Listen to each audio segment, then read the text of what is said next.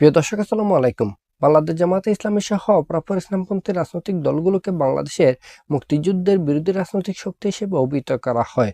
বাস্তবিক পক্ষে এই সমস্ত ইসলামপন্থী রাজনৈতিক দলগুলো কেন 1971 সালে বাংলাদেশের মুক্তিযুদ্ধের বিরোধিতা করেছিল তা প্রশ্ন সাপেক্ষ বিষয়।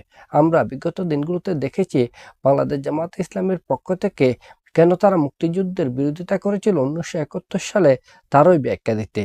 তাদের অভিমত হচ্ছে, যেহেতু চারিদিকে ভারত বেষ্টিত এই বাংলাদেশ নামক রাষ্ট্রটি পূর্ব পাকিস্তান নামে পরিচিত ছিল, সেহেতু পূর্ব পাকিস্তান যদি মূল পাকিস্তান থেকে বিচ্ছিন্ন হয়ে স্বাধীন সার্বভৌম রাষ্ট্র হিসেবে আত্মপ্রকাশ করে, তাহলে সে দেশটি স্বাধীন সার্বভৌম রাষ্ট্র হিসেবে নিজের পায়ে দাঁড়াতে পারবে না, ভারতের একটি বাপার রাষ্ট্রে পরিণত হবে, ভারতের একটি অঙ্গরাজ্যে পরিণত হবে, যেখানে ইসলামপন্থীগণ সর্ব অবস্থায় নির্যাতিত, নিগৃহীত, নিষ্পেষিত হবে। বাস্তবিক পক্ষে এই সমস্ত ইসলামপন্থী রাজনৈতিক দলগুলোর আশঙ্কায় সত্য প্রমাণিত হতে দেখেছি বিগত আওয়ামী লীগ সরকারের সময়ে। আমরা দেখেছি বাংলাদেশের স্থল নৌ আকাশপথ ব্যবহার করে বাংলাদেশের উপর দিয়ে ট্রানজিট সুবিধা নিয়ে ভারত তার উত্তর পূর্বাঞ্চলের রাজ্যগুলোতে তার পণ্য সামগ্রী নিয়ে যাওয়ার সুযোগ পেলেও বাংলাদেশ সুযোগ পায়নি ভারতের ভূমি ব্যবহার করে নেপাল, ভুটানের সাথে বাণিজ্য করতে। আমরা দেখেছি ভারতের সাথে বাংলাদেশের অভিন্ন নদীগুলোর উপর ভারত বাঁধের পর বাঁধ দিয়ে একতরফাভাবে আন্তর্জাতিক আইন অমান্য করে পানি প্রত্যাহার করতে। এই জন্য বাংলাদেশে শুষ্ক মৌসুমে খরা প্রবণ এলাকা হিসেবে চিহ্নিত হতে থাকে।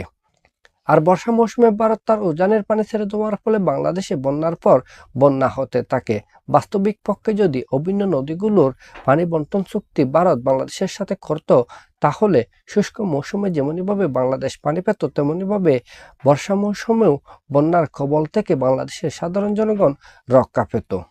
এছাড়াও ভারত যেমনিভাবে তিস্তার পানি বন্টন চুক্তি করেনি, তেমনিভাবে তিস্তা মহাপরিকল্পনা বাস্তবায়ন করে বাংলাদেশের সমস্যা বাংলাদেশকে সমাধান করার সুযোগও দেয়নি ভারত।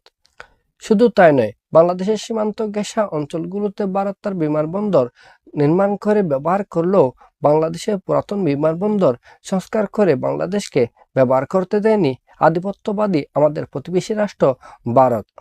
আমি লালমনিরহাটের আন্তর্জাতিক বিমানবন্দরের কথাই বলছি, যে বিমানবন্দরটি বর্তমান অন্তর্বর্তীকালীন সরকার সংস্কারের উদ্যোগ গ্রহণ করেছে। পরিশেষে বলা যায়, 1971 সালে মহান মুক্তিযুদ্ধে যে সমস্ত যুক্তি দেখিয়ে ইসলামপন্থী রাজনৈতিক দলগুলো মুক্তিযুদ্ধের বিরোধিতা করেছিল, সেই যুক্তিই সত্য প্রমাণিত হয়েছে আজকের এই দিনে এসে।